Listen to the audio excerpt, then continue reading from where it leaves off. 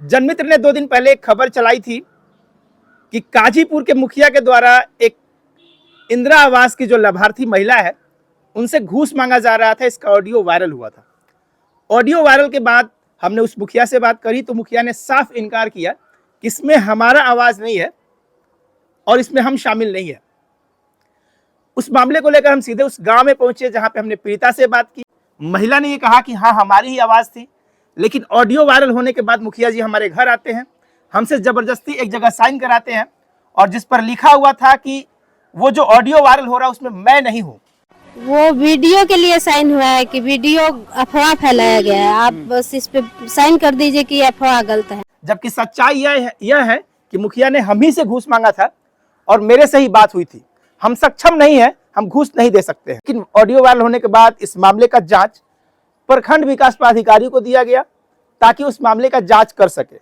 अब लोग सवाल यह उठा रहे थे कि मुखिया जो पैसा लेते हैं या फिर मुखिया जो पैसा मांगते हैं वो प्रखंड विकास पदाधिकारी के नाम पर ही तो मांगते हैं कि हमें ब्लॉक में पैसा देना होता है, और फिर उसी अधिकारी को अगर जांच दे दिया जाए तो क्या सच्चाई सामने आएगी? यह एक सवाल पैदा हो रहा था। लेकिन जब हमने महिला से बात करी उस समय महिला डरी सहमी थी। वह कह रही थी कि हम घर छोड़ के जा रहे हैं क्योंकि मुखिया के लोग हमें डरा रहे हैं, धमका रहे हैं और बेवजह हमें परेशान कर रहे हैं।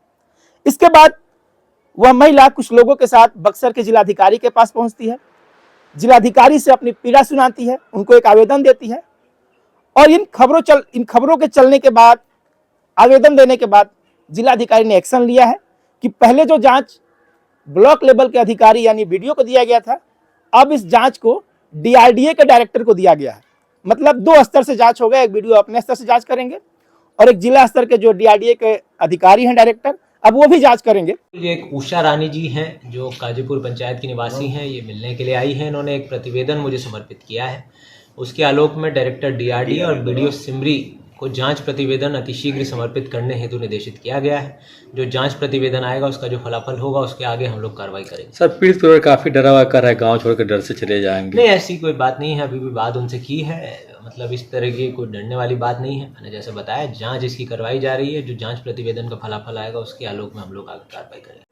तो उम्मीद जताई जा रही है कि शायद अब इस मामले में दूध का दूध और पानी का पानी हो पाएगा कि जो मुखिया का दावा था कि हमारी आवाज नहीं है, तो लोगों का कहना है कि मुखिया उस समय इस वजह से कह रहे थे कि जिस स्तर के अधिकारी जांच कर रहे थे वो कभी भी न्याय नहीं कर पाते, क्योंकि सभी का मुखिया के साथ बैठना उठना है, उनके साथ उनका जुड़ाव है, तो सच सामने आना मुश्किल था। लेकिन जिलाधिकारी की एक्शन लेने के बाद जब जिलाधिकारी ने एक अलग टीम गठन की है कि फिर से जांच होगी और बड़े स्तर पर जांच होगी, तो पीड़ित परिवार को यह भरोसा है कि जांच होने के बाद उस मुखिया पर कार्रवाई होगी और यह भी पता किया जाएगा कि इस तरह के धांधली कहां पे हैं। ऐसे हमने जब खबर चलाई तो लोगों के अलग अलग कमेंट आ रहे हैं। लोगों का कहना है कि ये तो सब जानता है कि इंदिरा आवास में पैसा लिया जाता है, लेकिन जिस तरीके से आपने ऑडियो में सुना होगा कि मुखिया जी धौंस दिखाते हैं कि अगर पैसा नहीं दोगी तो हम तुम्हारा घर रुकवा देंगे, काम कैंसिल करा देंगे, दूसरा इंस्टॉलमेंट का किस्त अगर जो कमीशन है वो जमा नहीं करोगी तो तीसरा इंस्टॉलमेंट नहीं आएगा। ये सारे सवाल और सारे बातचीत जो है आप ऑडियो में सुने होंगे। उसके बाद हमने महिला से भी बात की थी, आप वो भी सुने होंगे। लेकिन सबसे अच्छी खबर है कि इस मामले पर अब कार्रवाई क्या होगी तो मैं नहीं कह सकता हूं, लेकिन जांच एक उच्च स्तरीय लेवल पे होने जा रही है। तो इस बात के लिए पीड़ित परिवार काफी खुश है कि उम्मीद है कि जिलाधिकारी के हस्तक्षेप के बाद शायद सच सामने आ पाए कि किस तरीके से गरीब लोगों को परेशान किया जा रहा है, इंदिरा आवास देने के नाम पे किस तरीके से घूस लिया जा रहा है।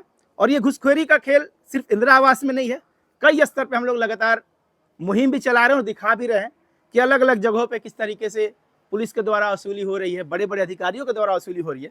और अब मामला सामने आया है कि मुखिया ब्लॉक के नाम पर लोगों से घूस मांगते हैं, नहीं देने पर धमकाते हैं और प्रताड़ित करते हैं।